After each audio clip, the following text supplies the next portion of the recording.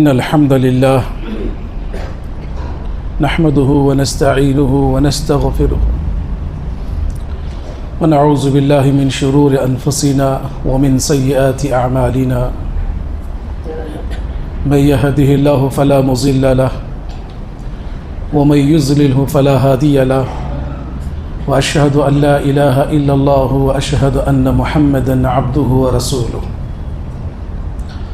أما بعد فإن خير الحديث كتاب الله وخير الهدى هدى محمد صلى الله عليه وسلم وشر الأمور محدثاتها وكل محدثة بدعة وكل بدعة ضلالة وكل ضلالة في النار.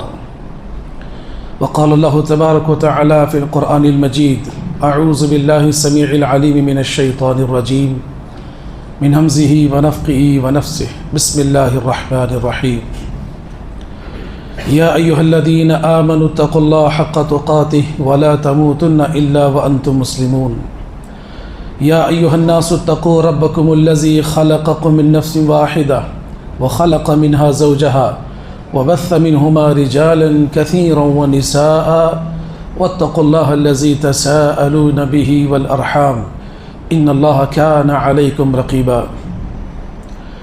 يا أيها الذين آمنوا اتقوا الله وقولوا قولا سديدا يصلح لكم أعمالكم ويغفر لكم ذنوبكم ومن يطع الله ورسوله فقد فاز فوزا عظيما.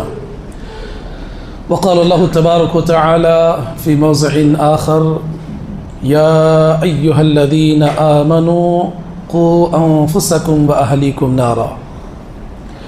رب اشرح لي صدري ويسر لي أمري واحلل عقدة من لساني يفقه قولي. اللهم إنا نسألك علما نافعا ورزقا طيبا وعملا متقبلا.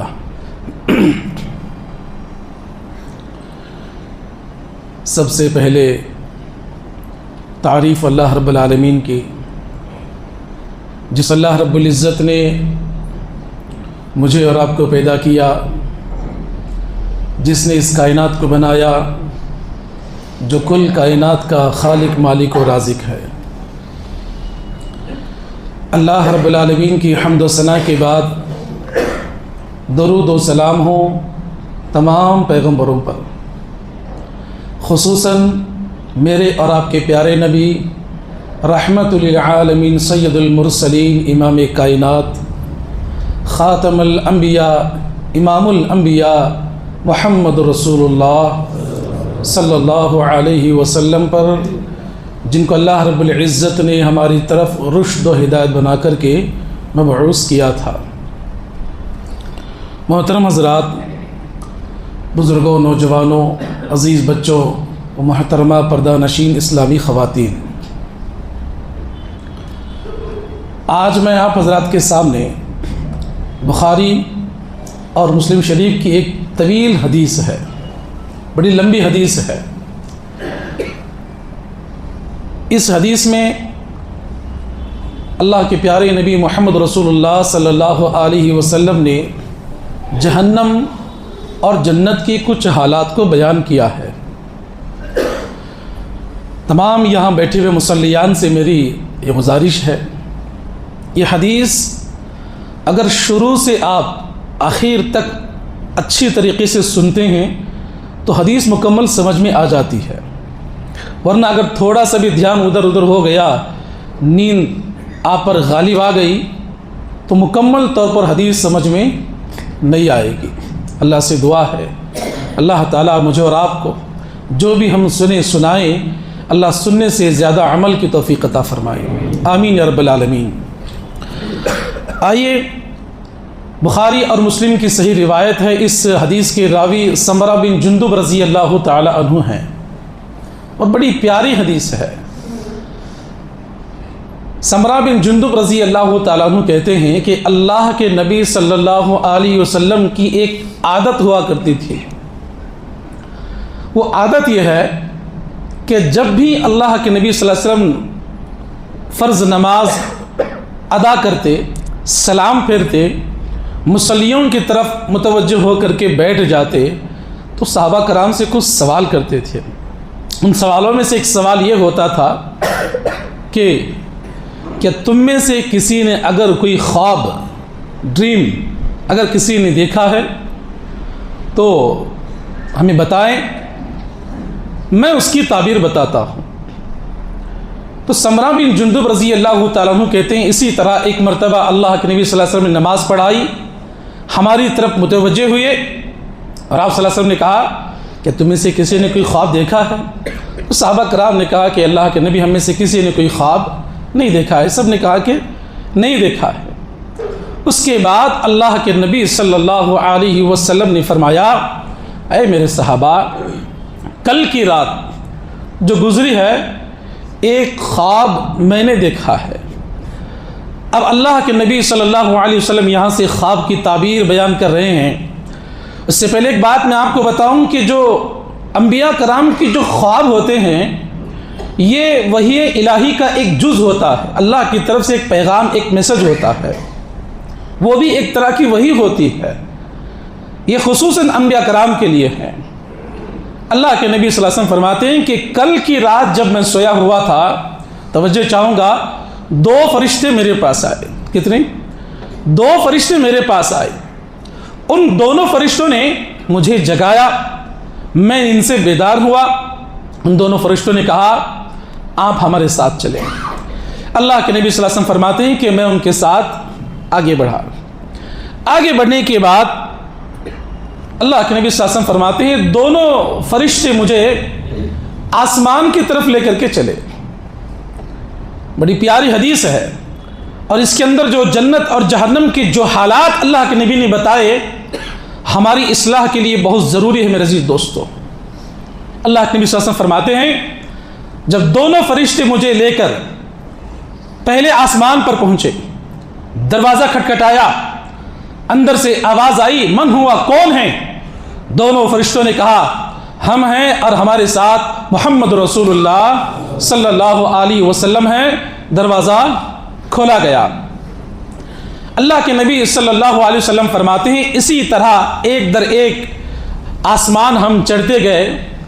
جب وہ جگہ بھی آ گئی جو اللہ تبارک و تعالیٰ مجھے دکھانا چاہ رہا تھا، اللہ تبارک و تعالیٰ جو مجھے میسج دینا چاہ رہا تھا، اللہ اکبر، دونوں فرشتے کہتے ہیں کہ اللہ کے رسول آپ آگے بڑھیے۔ محمد رسول اللہ صلی اللہ علیہ وسلم نے فرمایا سب سے پہلے مجھے جہنم دکھائی گئی، کچھ ایسے لوگوں کو دکھایا گیا جو جہنم کے عذاب میں مبتلا تھے۔ اب پہلا اللہ کے نبی صلی اللہ علیہ وسلم فرماتے ہیں سب سے پہلے جہنم میں نے ایک ایسے انسان کو دیکھا جس انسان کے ہاتھ کو، یہ جو ہاتھ ہے نا جو کونیوں تک ہوتا ہے، اس ہاتھ کو اللہ رب العالمین نے اس کا لوہے کا بنا دیا تھا، اور وہ انسان اس اپنے لوہے کے ہاتھ سے اپنے آپ کو پھاڑ رہا تھا، چیر رہا تھا، اپنے آپ کو زخم کر رہا تھا، اپنے آپ کو چوٹ پہنچا رہا تھا، یہاں تک کہ اس کے آنتڑیاں باہر آ جایا کرتی تھیں، پھر سیدھی ہو جایا کرتی تھیں، پھر اپنے آپ کو پھاڑا کرتا تھا، مسلسل یہ عذاب ہو رہا تھا۔ اللہ کے نبی نے پوچھا یہ کون ہے؟ دونوں فرشتوں نے کیا کہا؟ کہا کہ اللہ کے نبی آپ پریشان کیوں ہوتے ہو، ہم آپ کو ساری تفصیلات بتائیں گے، آپ آگے بڑھیں۔ محمد رسول اللہ صلی اللہ علیہ وسلم نے فرمایا میں آگے بڑھا۔ آگے بڑھنے کے بعد میں نے دیکھا جہنم کے اندر ایک ایسا انسان اس طرح چت لیٹا ہوا ہے۔ چت کسے کہتے ہیں؟ پیٹ اور سر اوپر، پیٹھ زمین پر لگی ہوئی، اس طرح چت لیٹا ہوا ہے، اور اس انسان کے سر کے پاس ایک فرشتہ پتھر لے کر بیٹھا ہے۔ جیسے ہی انسان اٹھنے کی کوشش کرتا ہے، فرشتہ اس کے سر پر اتنی زور سے وار کرتا ہے کہ اس کا سر پھٹ جاتا ہے، پھر صحیح ہو جاتا ہے، پھر مارا جاتا ہے، مسلسل عذاب ہو رہا تھا۔ نبی نے پوچھا یہ کون ہے؟ دونوں فرشتوں نے کہا کہ اللہ کے رسول آپ آگے بڑھیں۔ نبی کائنات محمد رسول اللہ صلی اللہ علیہ وسلم نے فرمایا جب میں آگے بڑھا، آگے بڑھنے کے بعد میں نے دیکھا، ہر کسی نے سنا ہوگا کہ جنت میں ماشاءاللہ شراب کی نہریں ہوں گی، شہد کی نہریں ہوں گی، دودھ کی نہریں ہوں گی۔ اللہ کے نبی نے فرمایا کہ جنت میں یہ ساری نعمتیں ہیں، لیکن جہنم میں مجھے ایک ایسی نہر دکھائی دی جو خون کی نہر تھی، بلڈ، خون کی نہر۔ خون کی نہر بہ رہی تھی، اس خون کی نہر کے درمیان ایک انسان ڈوب رہا ہے، باہر آنے کی کوشش کر رہا ہے، اپنے آپ کو جو ہے بچانے کی کوشش کر رہا ہے۔ جیسے ہی باہر آنے کی کوشش کرتا ہے، اللہ نے باہر ایک فرشتے کو کھڑا کر رکھا ہے۔ جیسے ہی وہ باہر آنے کی کوشش کرتا ہے، فرشتہ اس کو مار کر کے وہی واپس لوٹا دیتا ہے۔ مسلسل یہ اسے عذاب ہو رہا تھا۔ نبی نے فرمایا یہ کون ہیں؟ دونوں فرشتوں نے کہا اے اللہ کے نبی آپ آگے بڑھیں۔ سبحان اللہ، اللہ کے نبی صلی اللہ علیہ وسلم فرماتے ہیں آگے بڑھنے کے بعد میں نے ایک ایسے گڑھے کو دیکھا جسے تنور کہتے ہیں، بالکل آگ اندر سے لگی ہوئی، اور اس کا جو منہ تھا اس میں آگ کے شعلے آتے تھے۔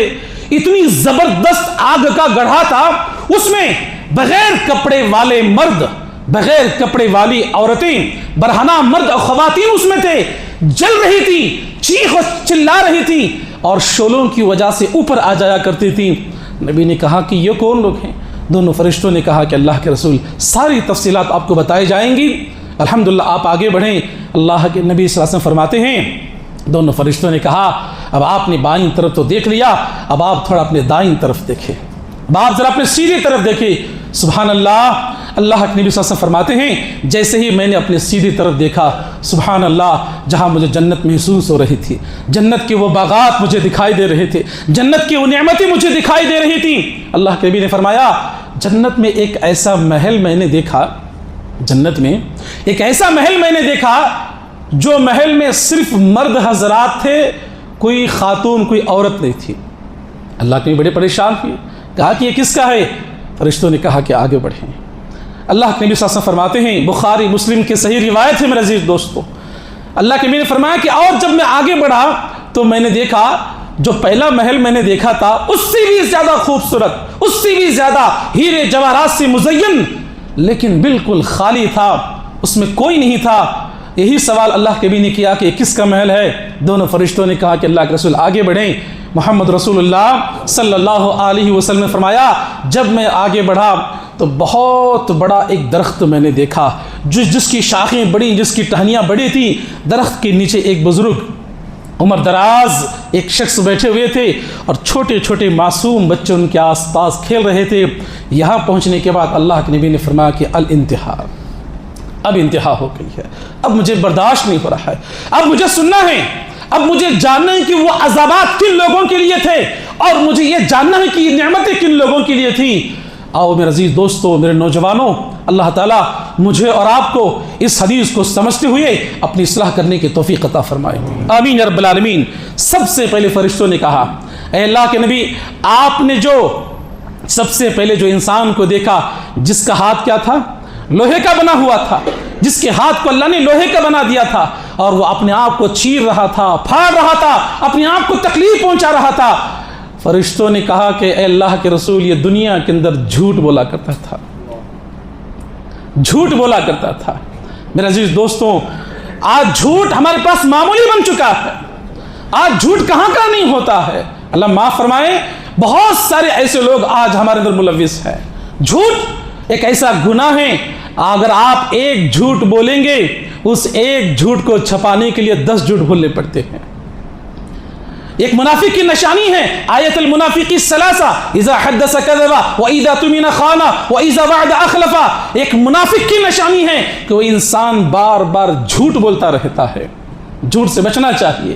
اتنا عام ہو چکا ہے کہ ماں باپ آج اپنے والدین کو جھوٹ بولنے سے پیچھے نہیں ہٹتے، اولاد اپنے ماں باپ کو جھوٹ بولنے سے پیچھے نہیں ہٹتی، اور آج جو ہے ایک دوسرے کو جھوٹ بولنا اتنا عام ہو چکا ہے۔ ہمارے نوجوان بچے، ہماری نوجوان بچیاں گھروں سے کالج کے نام پر نکلتی ہے، آج ان کے ہاتھ میں موبائل ہونے کی وجہ سے ایک ماں باپ کا درد ہوتا ہے کہ میری بیٹی اور بیٹا آج کالج میں ہے، اگر پوچھا جائے بیٹا کہاں ہے تو جھوٹ ہوتا ہے۔ آج وہ بچیاں کالج کے بغیر گارڈنوں میں، شاپنگ مالوں میں، بازاروں میں وہاں اپنا وقت گزارتی ہیں، اگر پوچھا جائے جھوٹ، ابا میں کالج میں ہوں، فلاں میں جگہ پر ہوں، اسکول میں ہوں۔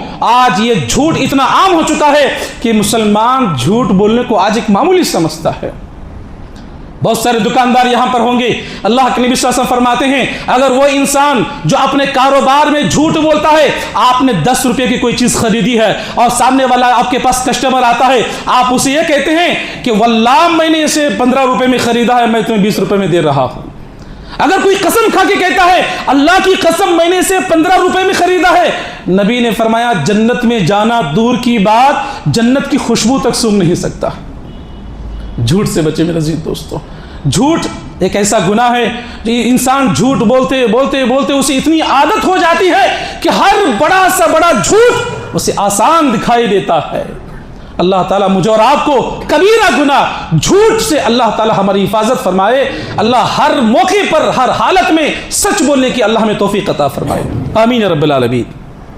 اس کے بعد اللہ کے نبی صلی اللہ علیہ وسلم فرماتے ہیں میں نے دیکھا کہ جہنم میں انسان اس طرح چت لیٹا ہوا تھا، اس کے سر اور پیٹ اوپر تھا، پیٹ نیچے چت لیٹا ہوا ہے، اٹھنے کی کوشش کر رہا ہے۔ فرشتہ اس کے سر کے پاس بیٹھا ہے، جیسے ہی اٹھنے کی کوشش کرتا ہے فرشتہ اس کے سر پر اتنی زور سے مارتا ہے کہ اسے مسلسل عذاب ہو رہا تھا۔ اللہ کے نبی نے پوچھا یہ کون ہیں؟ اللہ اکبر میرے عزیز دوستو، دونوں فرشتے کہتے ہیں اے اللہ کے نبی یہ وہ انسان ہے جو قرآن پڑھتا تھا۔ غور کریں میرے نوجوانوں، میری مائیں بہنیں، جو قرآن پڑھتا تھا یا قرآن پڑھا کرتی تھی، لیکن رات میں جو ساری قرآن کی تعلیمات حاصل کرتا تھا صبح اٹھنے کے بعد اس پر عمل نہیں کرتا تھا۔ اور ایک دوسری روایت میں ہے ایک قرآن کا حافظ تھا، قرآن پڑھنا جانتا تھا، اسے قرآن یاد بھی تھا، غفلت کی وجہ سے قرآن کو پڑھ نہیں پایا، قرآن کی آیت بھول گیا۔ قرآن پڑھنا عمل نہ کرنا، ایسے انسان کو اللہ تبارک و تعالیٰ سر کو جو ہے چوٹ پہنچانے والا اللہ تبارک و تعالیٰ عذاب عطا کرتا ہے۔ قرآن کی آیت جب ہمارے سامنے آ جاتی ہے، جب قرآن کا حکم ہمارے سامنے آ جاتا ہے، میری اور آپ کی ذمہ داری یہ بنتی ہے کہ ساری دنیا کی باتیں ایک طرف، اللہ کی ایک بات ایک طرف، تب جا کر کے سبحان اللہ اللہ تبارک و تعالیٰ یہ عذاب سے ہمیں بچائے گا۔ لیکن آج کتنی آیتیں بتائی جاتی ہیں، کتنے قرآن کی آیتیں جو ہے واعظ و نصیحت میں بتائی جاتی ہیں۔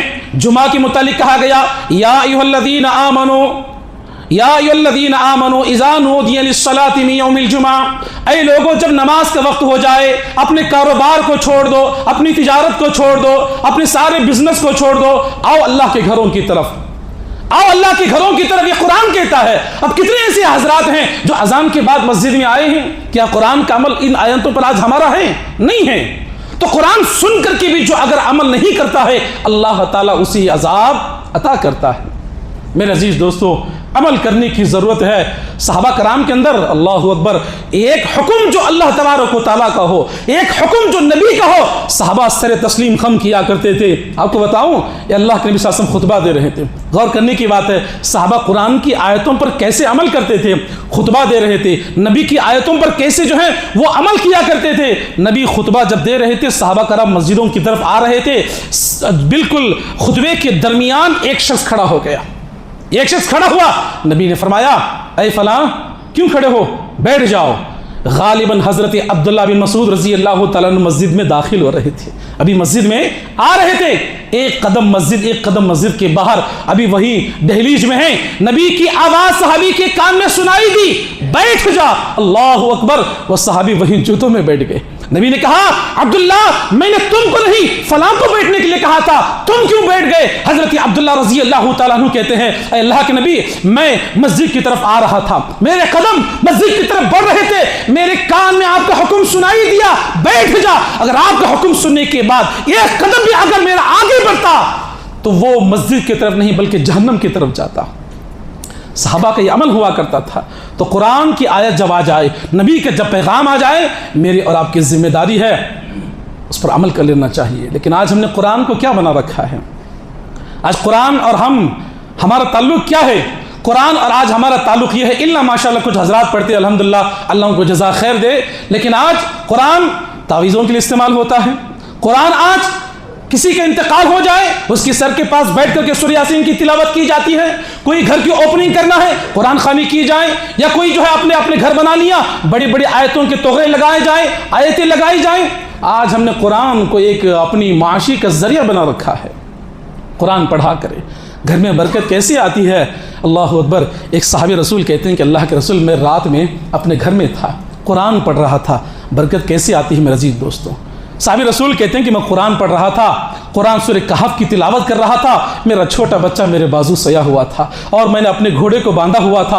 अल्लाह अकबर। वो साहबी रसूल कहते हैं, ऐ अल्लाह के नबी, कल की रात जब मैं कुरान पढ़ रहा था, जैसे ही कुरान पढ़ा, आसमान से बरकत, आसमान से नूर, आसमान से रहमत मेरे घर में नाजिल हो रही थी और मैंने कुरान बंद कर दिया। इसलिए उस रोशनी की वजह से घोड़ा हरकत करने लगा, कहीं मेरा बच्चा जाग ना जाए, मैंने तिलावत करना बंद कर दिया। और फिर कुरान खोलता हूँ, फिर नूर नाजिल होता है, कुरान बंद करता हूँ, नूर खत्म हो जाता है। अल्लाह अकबर। नबी ने फरमाया, जानते हो ये नूर की शक्ल में कौन थे?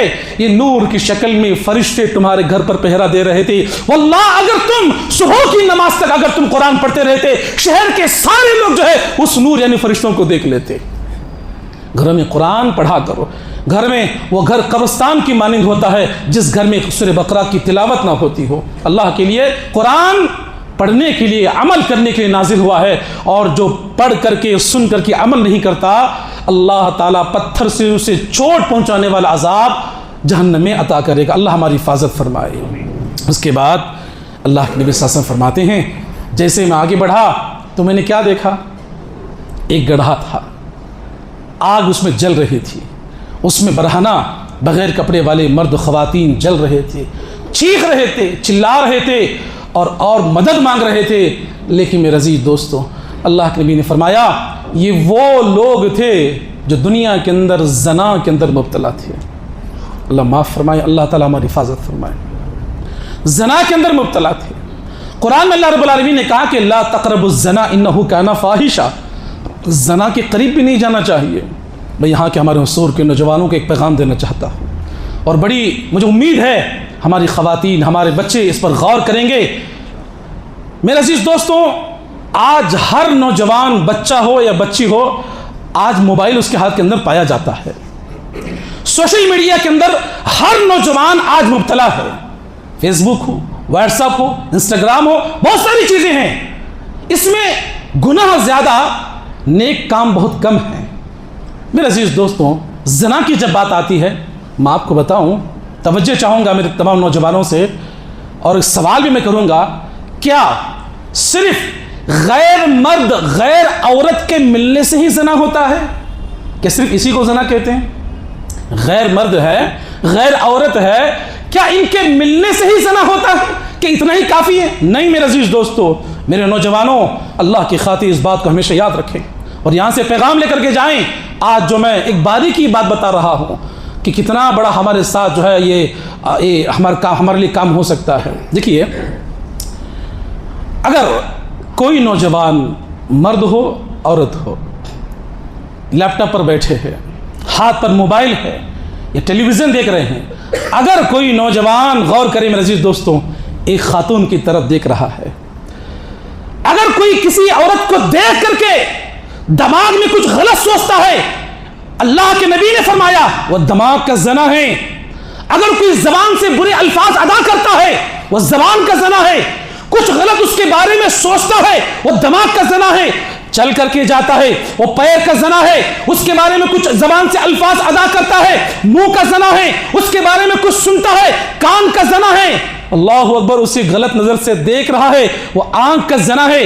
जरा गौर करो मेरे अजीज नौजवानों, मेरी माँ बहनें, मुस्लिम शरीफ की सही रिवायत है, अल्लाह के नबी ने फरमाया, ऐन चोरी करते वक्त, ऐन ज़ना करते वक्त ईमान इंसान के दिल से निकल करके बाहर खड़ा हो जाता है। पूरा चोरी करने के बाद, पूरा ज़ना होने के बाद वो ईमान उसके दिल में दाखिल होता है। अल्लाह ना करे हमारे नौजवान बच्चियां, हमारे नौजवान जो है, अगर मोबाइल में, लैपटॉप में, टेलीविजन में अगर सर से लेकर पैर तक ज़ना के अंदर डूबी हुई है और ज़ना में मुब्तला है, अल्लाह ना करे आसमान से मलकुल मौत आकर के उसी वक्त अगर हमारी रूह को कब्ज करेंगे, ईमान तो बाहर खड़ा है, बगैर ईमान के अल्लाह के पास जाएंगे, बगैर ईमान के अल्लाह के पास जाएंगे। मेरे अजीज दोस्तों, माँ बाप की जिम्मेदारी होती है बच्चों को गलत कामों से रोके। माँ बाप की जिम्मेदारी होती है कि आज हमने अपने बच्चों को नाम पर, ऑनलाइन पढ़ाई के नाम पर तो जो हमने बहुत सारी मोबाइल वगैरह दिला तो दिए, लेकिन हमारे बच्चे कहाँ इस्तेमाल कर रहे हैं, हमारे बच्चे किस चीज़ में इस्तेमाल कर रहे हैं, माँ बाप की जिम्मेदारी होती है। अल्लाह ताला मुझे और आपको ज़ना जैसे कबीरा गुनाह से अल्लाह हमारी हिफाजत फरमाए, आमीन या रब्बल आलमीन। उसके बाद इमाम कायनात मोहम्मद रसूलुल्लाह सल्लल्लाहु अलैहि वसल्लम ने फरमाया कि जब मैं अपनी दाहिनी तरफ मैंने देखा तो सुभान अल्लाह एक जहन्नम के अंदर, और एक चीज़ मैं भूल गया था, खून की नहर थी। खून की नहर में एक इंसान गर्क हो रहा था, डूब रहा था, बाहर आने की कोशिश कर रहा था। फरिश्तों से जब पत्थर के लेक मार जब उसे वही वापस लौटाता है, दोनों फरिश्तों ने कहा कि अल्लाह के रसूल आप जानती हैं कौन है जिसे अल्लाह खून की नहर में अजाब दे रहा है जहन्नम के अंदर? वो इंसान है जो दुनिया के अंदर सूद का माल खाया करता था।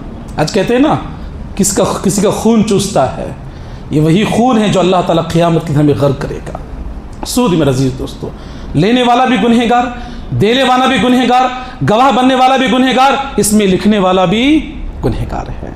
हर तरीके से बचने की कोशिश करें। आज लोग कहते हैं क्या करें मौलाना, आज बग़ैर सूद लिए बग़ैर लोन लिए कुछ काम होता नहीं है। अल्लाह अकबर, यानी हमारा ईमान अल्लाह रब्बुल आलमीन पर आज ना रहा। अगर हमने लोन लिए बगैर एक मरतबा दिल से अल्लाह को पुकारा होता तो शायद अल्लाह तबारक व तआला रास्ते खोल देता।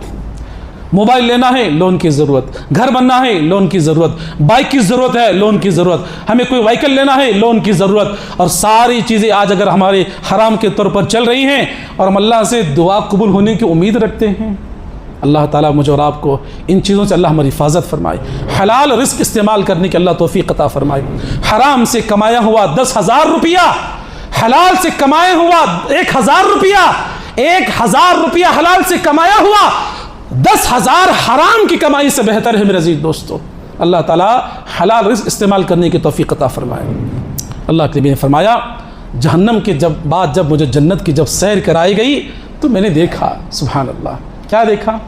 जन्नत जिसके अंदर एक बहुत बड़ा खूबसूरत एक महल है, बिल्कुल उसमें मर्द हजरात हैं, हीरे जवाहरात से मुज़य्यन, औरतें उसमें नहीं थी। अल्लाह के नबी पूछा महल किसका है? अल्लाह अकबर।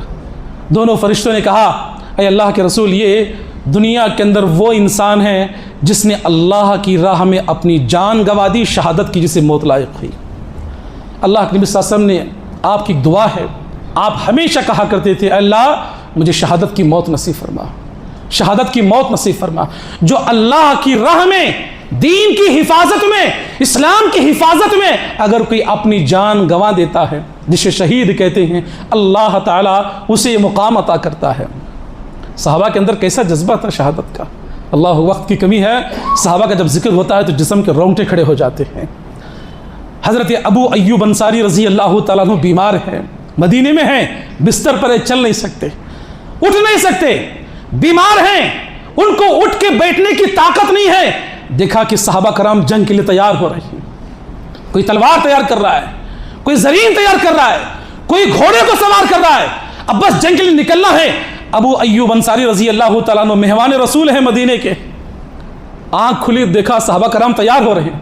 कहा कहाँ जा रहे हो? सहाबा कराम ने कहा हम जंग के लिए जा रहे हैं। अबू अय्यूब अंसारी रज़ी अल्लाह ताला अन्हु ने कहा कि मुझे भी साथ ले चलो, बीमार हैं, चल नहीं सकते। क्या कहा? मुझे भी साथ ले चलो। सहाबा कराम ने कहा चल नहीं सकते, फिर नहीं सकते, बैठने की ताकत नहीं है, आप क्या करोगे? सहाबा कराम की इस इसरार पर अबू अय्यूब अंसारी रज़ी अल्लाह ताला अन्हु ने कहा तुम बीमारी की बात करते हो, शहादत की मौत का वो नियामत, वो अजर मुझे अल्लाह के नबी की ज़बानी मुझे मालूम है। तुम बीमारी की बात करते हो, मुझे साथ में लेकर के चलो और मेरे जिस्म को एक घोड़े पर डाल के साथ में लेकर के जाना। अगर रास्ते में मेरी मौत भी हो जाए, मेरी लाश को ना फेंकना, बल्कि मेरे जिस्म को साथ में लेकर के जाना। जहां पर कुफ्र और इस्लाम का मुकाबला होगा, उस मैदान में मेरी लाश को कहीं फेंक देना। एक मुजाहिद का मेरे पैर मेरे मुंह पर आ जाए, अल्लाह के पास मैं कामयाब हो जाऊं।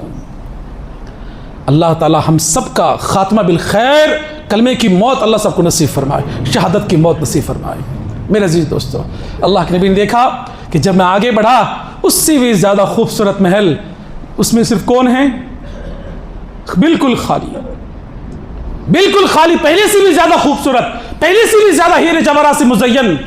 नबी ने कहा कि ये खाली महल किसका है? दोनों फरिश्तों ने कहा कि अल्लाह के नबी, ये आप ही के एक उम्मती का महल है। अल्लाह अकबर। और जब अल्लाह के रसूल हदीस बयान कर रहे हैं, वह उम्मती व सहाबी नबी की मजलिस में बैठे हुए हैं। अल्लाह ताला ये अमल सबको नसीब फरमाए। اللہ کے نبی نے فوراً کہا کہ وہ کون سے ایسے خوش نصیب امتی ہیں جن کے قدم زمین پر چل رہے ہیں، اللہ ان کے محل آسمانوں میں تیار کر رہا ہے، کون ہو سکتے ہیں؟ فرشتوں نے کہا اے اللہ کے رسول، کوئی اور نہیں، وہ آپ کے جلیل القدر صحابی حضرت عمر بن خطاب رضی اللہ تعالیٰ عنہ ہیں۔ اللہ اکبر۔ عمر بیٹھے ہوئے ہیں، نبی نے کہا عمر، اس محل کو دیکھنے کے بعد میرے دل نے چاہا کہ اس کے اندر داخل ہو جاؤں، میں داخل ہونا چاہ رہا تھا، لیکن جیسے میں نے تیرا نام سنا عمر، تیری غیرت نے مجھے روک دیا، میں اندر داخل نہیں ہو سکا۔